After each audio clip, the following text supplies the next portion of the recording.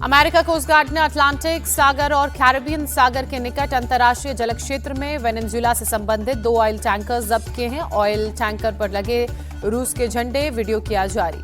अमेरिकी coast guard ने Caribbean सागर में हेलीकॉप्टर की मदद से ऑयल टैंकर एम शोफिया पर किया लैंड। हथियारबंद गार्ड्स ने देखते देखते शिप पर किया कब्जा। अमेरिकी कोस्ट गार्ड्स ने वेनेजुएला से आ रहे रूसी ऑयल टैंकर बेला 1 पर आइलैंड के पास किया कब्जा। 2024 में अमेरिका के प्रतिबंध लगाने के बाद भी बेला 1 रूसी झंडे के साथ नाम बदलकर मैरिनेरा नाम से चल रहा था। रूस ने ऑयल टैंकर पर अमेरिका की कार्रवाई पर कड़ी आपत्ति जताई। कहा, समंदर में डकैती कर रहा अमेरिका ये संयुक्त राष्ट्र के मानदंडों के खिलाफ है।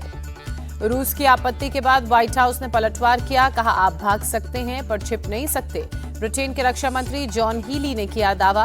प्रतिबंधित ऑयल टैंकर को जब्त करने में ब्रिटिश की रॉयल नेवी ने अमेरिकी कोस्ट गार्ड्स की मदद की। ब्रिटिश नेवल बेस का किया इस्तेमाल। दिल्ली के तुर्कमान गेट के फैज़े इलाही मस्जिद के पास पथराव मामले में 5 आरोपी गिरफ्तार किए गए। शाहनवाज, जारिब, काशिफ, कैफ और अदनान को 1 दिन की न्यायिक हिरासत में भेजा गया।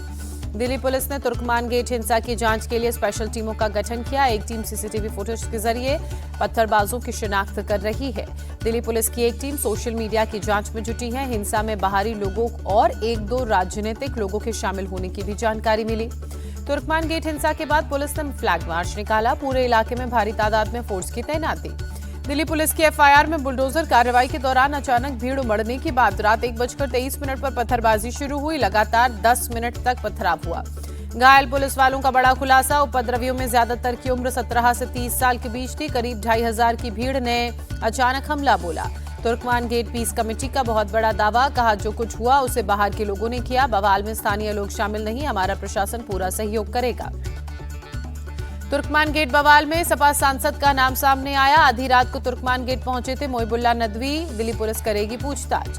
दिल्ली में बुलडोजर एक्शन को ओवैसी ने गलत बताया। कहा, यह वर्शिप एक्ट का उल्लंघन है। वक्फ बोर्ड को हाईकोर्ट के फैसले के खिलाफ तुरंत सुप्रीम कोर्ट जाना चाहिए था। आप विधायक अमानतुल्लाह खान ने कहा, मस्जिद के पास पुलिस की कार्रवाई पूरी तरह गैर कानूनी। जिस जमीन पर बुलडोजर चला वो वक्फ की प्रॉपर्टी।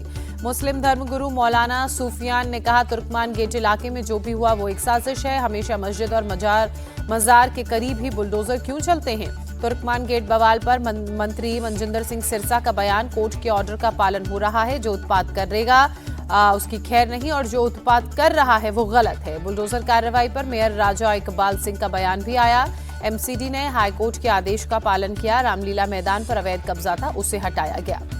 दिल्ली की मस्जिद के पास मचे बवाल पर कांग्रेस सांसद इमरान मसूद ने कहा, अतिक्रमण के नाम पर मस्जिदें तोड़ी जा रही हैं। नफरत फैलाकर अपना राजनीतिक एजेंडा चलाया जा रहा है। तुर्कमान इलाके के पास हुई बुलडोजर की कार्रवाई पर आरजेडी नेता मनोज झा ने कहा, असहनशील और असंवेदनशील सरकारी कदम। जनवरी की सर्द रात में ऐसी कार्रवाई कौन करता है।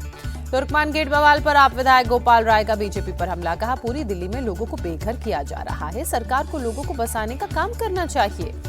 दिल्ली हाईकोर्ट ने दिल्ली नगर निगम को एमसीडी पार्क और शाही जामा मस्जिद के आसपास के इलाकों में अवैध कब्जे की पहचान करने का आदेश दिया। 2 महीने के अंदर सर्वे का निर्देश।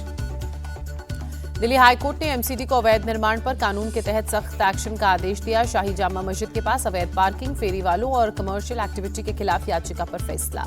2020 दिल्ली दंगे के 4 आरोपी गुलफिशा फातमी, शिफा उर रहमान, मीरान हैदर और मोहम्मद सलीम खान की देर रात रिहाई। कड़कड़डुमा कोर्ट के आदेश के बाद न्यायिक हिरासत से रिहाई मिली। सुप्रीम कोर्ट ने दिल्ली दंगे की साजिश के 5 आरोपियों को जमानत दी थी। 5वें आरोपी शादाब ने दाखिल नहीं किया जमानत बॉन्ड। खालिद शर्जील को बेल नहीं मिलने पर अभिषेक मनु सिंघवी ने कहा, कोर्ट के फैसले का पूरा सम्मान लेकिन सहमत नहीं। लद्दाख के क्लाइमेट एक्टिविस्ट सोनम वांगचुक की हिरासत को चुनौती देने वाली याचिका पर आज सुप्रीम कोर्ट में सुनवाई। वांगचुक की पत्नी ने उनकी हिरासत को दी है चुनौती। उत्तर प्रदेश में असिस्टेंट प्रोफेसर परीक्षा निरस्त की गई। धांधली और अवैध धन वसूली की शिकायत के बाद सीएम योगी का आदेश, जल्द निष्पक्ष और पारदर्शी परीक्षा कराने को भी कहा। सीएम योगी के आदेश पर एसटीएफ ने की थी गोपनीय जांच। गड़बड़ी की पुष्टि के बाद परीक्षा रद्द करने का फैसला। अप्रैल 2025 में हुई थी परीक्षा। असिस्टेंट प्रोफेसर की भर्ती परीक्षा में गड़बड़ी की जांच कर रही एसटीएफ ने गिरोह का पर्दाफाश किया। महबूब अली, बैजनाथ पाल और विनय पाल को गिरफ्तार किया गया। संभल में एक और मस्जिद और मजार को नोटिस। कब्रिस्तान की जमीन पर बनी है दादा मियां मस्जिद और मजार। हटाने के लिए 15 दिन का वक्त दिया गया। वाराणसी की दाल मंडी में आज भी जारी रहेगा डेमोलिशन ड्राइव। मियाद खत्म होने के बाद सड़क चौड़ीकरण को लेकर बुलडोजर एक्शन होगा। 1 अप्रैल से शुरू होगा जनगणना 2027 का पहला चरण। सरकार ने जारी किया पहले फेज का नोटिफिकेशन। जनगणना के पहले फेज में तैयार की जाएगी घरों की सूची। 30 सितंबर तक चलेगी लिस्टिंग की प्रक्रिया। 10 जनवरी को 3 दिन के दौरे पर गुजरात जाएंगे प्रधानमंत्री मोदी। सोमनाथ ट्रस्ट की मीटिंग की करेंगे अध्यक्षता। सोमनाथ मंदिर में विशेष पूजा में शामिल होंगे पीएम। जनसभा को भी करेंगे संबोधित। प्रधानमंत्री मोदी ने इजराइल के प्रधानमंत्री को फोन पर दी नए साल की बधाई। दोनों देशों के बीच रणनीतिक साझेदारी को और मजबूत करने पर चर्चा। महाराष्ट्र के संभाजीनगर में एआईएमआईएम के 2 गुटों में जमकर मारपीट हुई। इम्तियाज जलील की कार पर समर्थकों ने हमला किया। नगर परिषद चुनाव के लिए एआईएमआईएम से गठबंधन पर महाराष्ट्र बीजेपी का एक्शन। प्रदेश अध्यक्ष ने विधायक प्रकाश भरसखले को कारण बताओ नोटिस जारी किया। यूपीटी नेता अरविंद सावंत का बीजेपी पर अटैक। कहा बीजेपी देश की एकता को खत्म करने में जुटी है। कांग्रेस मुक्त भारत की बात करने वाले कांग्रेस युक्त हो गए हैं। एनसीपी अजीत गुट ने बीएमसी चुनाव के लिए जारी किया मैनिफेस्टो। पीने के पानी, ट्रैफिक और पोल्यूशन कम करने का दावा। एनसीपी अजीत गुट के नेता नवाब मलिक का आरोप हिंदू मुस्लिम करके ध्रुवीकरण करना चाहती है बीजेपी। बीजेपी सांसद मनोज तिवारी ने कहा उद्धव ने हिंदुत्व के साथ समझौता किया। मुंबई की जनता को करप्शन नहीं विकास चाहिए। टीएमसी नेता अभिषेक बनर्जी की दिनाजपुर में जनसभा। कहा बीजेपी संवैधानिक संस्थाओं का दुरुपयोग कर रही है। एसआईआर के जरिए बड़ी संख्या में हटाए जा रहे वोटरों के नाम। अभिषेक बनर्जी ने कहा दिल्ली के नेता कितनी भी ताकत लगा लें फिर से टीएमसी की सरकार बनेगी। बंगाल के 10 करोड़ लोगों का आशीर्वाद ममता बनर्जी के साथ। सामिक भट्टाचार्य बने पश्चिम बंगाल बीजेपी के प्रदेश अध्यक्ष। राज्य में बीजेपी के 35 नए पदाधिकारियों की लिस्ट जारी। बिहार के डिप्टी सीएम विजय सिन्हा का अधिकारियों को निर्देश। भूमि से जुड़े मामलों में लोगों को परेशान न करें। बीमारी का धीरे धीरे करना होगा इलाज वरना हो सकता है रिएक्शन। विजय सिन्हा ने भूमाफियाओं को दी चेतावनी। मनमानी करने वालों पर होगा सख्त एक्शन। आम लोगों को न्याय दिलाने पर सरकार का पूरा फोकस। नशे के खिलाफ आम आदमी पार्टी के संयोजक अरविंद केजरीवाल प्रेस कॉन्फ्रेंस करेंगे की उन्होंने और कहा पिछली सरकार के दौरान पंजाब नशे में डूबा था। कांग्रेस ने नशा तस्करों को संरक्षण दिया। अरविंद केजरीवाल ने कहा नशे के खिलाफ भगवंत मान सरकार ने बड़ा अभियान चलाया। आपने पंजाब को नशा मुक्त करने का वादा किया। जम्मू कश्मीर के कठुआ में पुलिस और आतंकियों के बीच मुठभेड़ के बाद एक्शन में सुरक्षा बलों के जवान। सड़कों पर चेकिंग अभियान चलाया। लोगों की पहचान भी की जा रही है, जांच हो रही है। बिहार में आज से सुनार की दुकान या किसी भी शोरूम में हिजाब या घूंघट पहनकर अगर कोई महिला आएगी तो उसे एंट्री नहीं मिलेगी। मफलर या हेलमेट पहने शख्स को भी एंट्री से पहले अपना पूरा चेहरा दिखाना होगा। हिजाब विवाद के 23 दिन बाद बिहार की नुसरत परवीन ने नौकरी ज्वाइन की।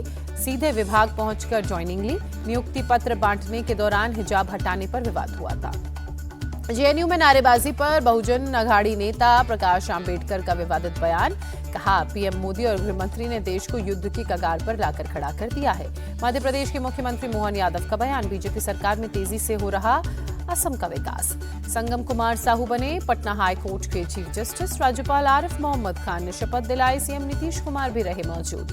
दिल्ली के त्रिलोकपुरी में एक नाबालिग मोहित को उसके दोस्तों ने पीट कर उसकी हत्या कर दी। पुलिस ने 6 आरोपियों को मामले में हिरासत में लिया। पुलिस के मुताबिक सोमवार को मोहित की एक गुट से लाठी डंडों से पिटाई हुई थी। इलाज के दौरान अस्पताल में मौत हुई। पटना के पास दानापुर में बीती रात एक थार को लोगों ने आग के हवाले किया। तेज रफ्तार थार से कई लोगों के कुचले जाने के बाद भड़का लोगों का गुस्सा। तेज रफ्तार थार से कुचलकर करीब 6 लोग बुरी तरह से घायल हुए। हादसे के बाद गांव वालों ने थार पर कब्जा किया। ड्राइवर मौके से फरार हुआ। पुलिस और फायर ब्रिगेड की टीम ने आग पर काबू पाया। घायलों को पहुंचाया गया अस्पताल। थार के ड्राइवर की तलाश में पुलिस जुटी। महाराष्ट्र के ठाणे में केमिकल फैक्ट्री में भीषण आग। इलाके में मची अफरा तफरी। फायर ब्रिगेड की टीम ने आग पर पाया काबू। केमिकल होने की वजह से तेजी से फैली आग। फैक्ट्री आग में जलकर हुई खाक। आग से किसी तरह का कोई जानी नुकसान नहीं। यूपी के कानपुर में जूट बैग बनाने वाली फैक्ट्री में भीषण आग लगी। फैक्ट्री में रखा सामान जलकर खाक। फायर ब्रिगेड की टीम ने आग पर पाया काबू। यूपी के महोबा में अवैध शराब फैक्ट्री पर बुलडोजर की कार्रवाई। शराब बनाने वाले हौजों को बुलडोजर से तोड़ा गया। पुलिस की टीम ने 85,000 लीटर कच्ची शराब जब्त की। 12,000 लीटर केमिकल भी मिला। एसडीएम और सीओ के नेतृत्व में कार्रवाई हुई। बिहार के मुंगेर में हिंदू लड़की की घर वापसी। मुस्लिम लड़के से शादी करने के 7 दिन बाद घर लौटी लड़की। परिवार वालों ने मंदिर में कराया शुद्धिकरण। घर वापसी के बाद लड़की ने मंदिर में हनुमान चालीसा का पाठ किया। लड़की ने कहा अपना धर्म ही अच्छा है, दूसरे धर्म में शादी करना ठीक नहीं है। बिहार के हाजीपुर में हत्या के आरोपियों के खिलाफ पुलिस का अनोखा एक्शन। बैंड बाजे के साथ पहुंची पुलिस ने आरोपियों के घरों पर इश्तिहार चिपकाया। पुलिस ने गांव वालों को बुलाकर मुनादी कराई। कहा 48 घंटे के अंदर सरेंडर करो, नहीं तो होगी सख्त कार्रवाई। घर की भी होगी कुर्की। मध्य प्रदेश के उज्जैन में नागदा रोड पर टोल बूथ पर चाकूबाजी, टोल कर्मचारियों की 3-4 लड़कों से जमकर पिटाई, दूसरी लेन से निकलने के लिए कहने पर लड़कों ने मारपीट की। पश्चिम बंगाल के नादिया में NH-12 पर 2 बसों की आमने सामने की टक्कर, हादसे में 3 लोगों की मौत, 6 लोग घायल। घायलों को अस्पताल में कराया गया भर्ती। गलत लेन और तेज रफ्तार की वजह से टक्कर, मौके पर पहुंची पुलिस मामले की जांच में जुटी। बिहार के सहरसा में रेड लाइट इलाके में पुलिस की रेड, पुलिस की टीम ने 15 लड़कियों का रेस्क्यू किया। लखनऊ के नगराम इलाके में खेत में मिला महिला का नरकंकाल, लापता महिला की साड़ी से हुई पहचान, मृतका के परिजनों ने पति पर हत्या का आरोप लगाया। कानपुर में नाबालिगा से गैंगरेप मामले में एक्शन, थाना प्रभारी विक्रम सिंह और दारोगा अंकित मौर्य सस्पेंड, आरोपी शिवबरन यादव गिरफ्तार। यूपी के अमरोहा में नमाज के दौरान 2 मुस्लिम गुटों में झड़प, जमकर चले लाठी डंडे और पत्थर, मामले में 8 आरोपी गिरफ्तार। मध्य प्रदेश के ग्वालियर में दिन दहाड़े छात्र पर जानलेवा हमला, पैर में गोली मारने के बाद लात घूंसों से पीटा, सीसीटीवी फुटेज के आधार पर पुलिस जांच में जुटी। मध्य प्रदेश के छतरपुर में बाइक सवार दंपति को ट्रक ने मारी टक्कर, महिला की मौके पर मौत, युवक गंभीर रूप से घायल। हरियाणा की असंध और कुंजपुरा अनाज मंडियों में बड़ा घोटाला, 46 करोड़ रुपए की फर्जी धान खरीद की शिकायत, डीएसपी स्तर के अधिकारियों को जांच सौंपी गई। हरियाणा के करनाल में लव जिहाद का मामला सामने आया, मुस्लिम युवक ने खुद को हिंदू बताकर रेप किया, पुलिस ने आरोपी को जेल भेजा। हरियाणा के पानीपत में कारोबारी से 1 करोड़ की रंगदारी की मांग, 3 बदमाशों ने ताबड़तोड़ 5 राउंड फायरिंग की, सीसीटीवी फुटेज के आधार पर पुलिस जांच में जुटी। उत्तराखंड के रुद्रपुर में मस्जिदों से उतारे गए लाउडस्पीकर, तय मानक से ज्यादा आवाज होने पर पुलिस और नगर निगम की कार्रवाई। मनालाड़ा के पास 100 फीट गहरी खाई में बस गिरी, तमिलनाडु से ऊटी आ रहे थे यात्री, हादसे में 32 यात्री घायल, कुछ की हालत नाजुक। उत्तर प्रदेश के मथुरा में घना कोहरा छाया, सड़कों पर विजिबिलिटी कम, हाईवे पर गाड़ियों की रफ्तार धीमी। साउथ अफ्रीका में अंडर 19 वनडे सीरीज में भारत ने क्लीन स्वीप किया, साउथ अफ्रीका को 3-0 से शिकस्त दी। तीसरे वनडे में भारत की टीम ने 394 रनों का टारगेट दिया, साउथ अफ्रीका की टीम 160 रन बनाकर ऑल आउट हुई। भारत की तरफ से कप्तान वैभव सूर्यवंशी ने खेली विस्फोटक पारी, 74 गेंदों में 127 रन बनाए। आरोन जॉर्ज ने 118 रनों की पारी खेली, वनडे में लगाया पहला शतक। वैभव सूर्यवंशी बने player of the match, player of the series भी वैभव सूर्यवंशी के ही नाम रहा। विमेंस प्रीमियर लीग में मुंबई की कप्तान हरमनप्रीत कौर ने अपनी टीम को बताया संतुलित, कहा टीम में बेवजह बदलाव करने का कोई मतलब नहीं। भारतीय बैडमिंटन खिलाड़ी पीवी सिंधु की 2 महीने बाद जीत से वापसी, मलेशियाई ओपन में चीनी ताइपे के खिलाड़ी को शिकस्त दी। पुरुष डबल्स में सात्विक साईराज और चिराग शेट्टी की भारतीय जोड़ी ने दर्ज की जीत, चीनी ताइपे की जोड़ी को 35 मिनट के खेल में शिकस्त दी।